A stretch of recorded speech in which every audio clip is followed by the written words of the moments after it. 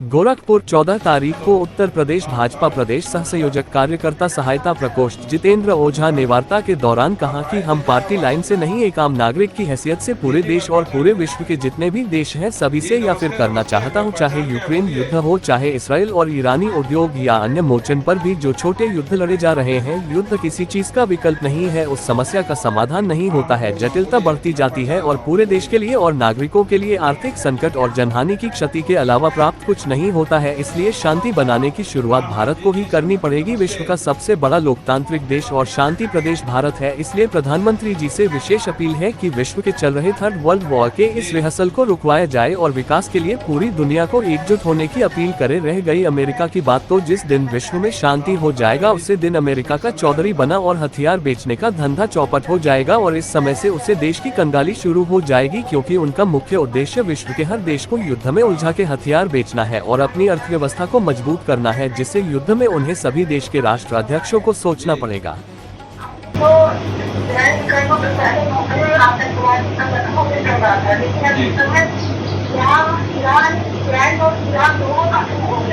जी जी हमारे यहाँ से राजनीतिक संबंध अच्छे तो हमको आगे हमको क्या करना चाहिए, सरकार को आगे बढ़ना चाहिए, क्योंकि ईरान के साथ हमारे व्यापारिक संबंध है और जी जी जी और इसराइल जो है, इसराइल हमारा बहुत ज्यादा सहयोग किया, खास करके जो पहले हमारा पाकिस्तान के साथ हुआ है। जी जी जी टेक्निकल सहयोग है इजराइल से। जी चीजों के परिप्रेक्ष्य में आप किस प्रकार सोचते हैं कि कैसे करना चाहिए? देखिए, पहली बात तो अंतर्राष्ट्रीय मामला है और पार्टी गाइडलाइन से नहीं, मैं अलग से इस पे बयान दे सकता हूँ, ठीक है, क्योंकि पार्टी का तो एक व्हीप होता है, उस हिसाब से आदमी बोलता है, लेकिन मैं पार्टी और हर गाइडलाइन सेट के एक आम नागरिक की हैसियत से वार्ता आपसे कर रहा हूँ। ठीक, इस अंतर्राष्ट्रीय मुद्दे का समाधान जो है युद्ध नहीं है, ठीक है, जो आज उथल पुथल मचा हुआ है, पूरे दुनिया की इकोनॉमी फेल हो जाएगी,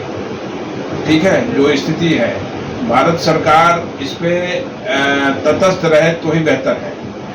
हमें शामिल होने की आवश्यकता नहीं है, ठीक।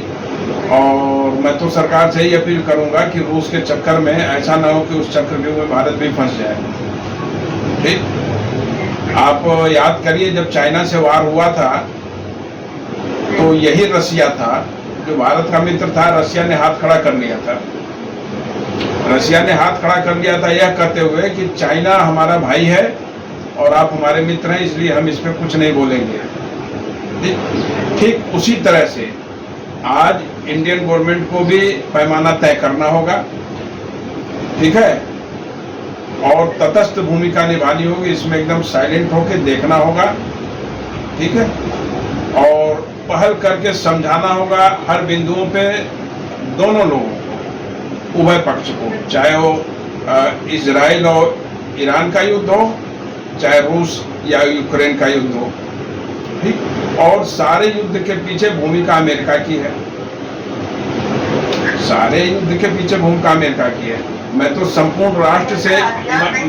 मैं संपूर्ण राष्ट्र से अपील करता हूं, अपने देश के अलावा अन्य जितने भी राष्ट्र हैं वर्ल्ड के सारे कंट्री से,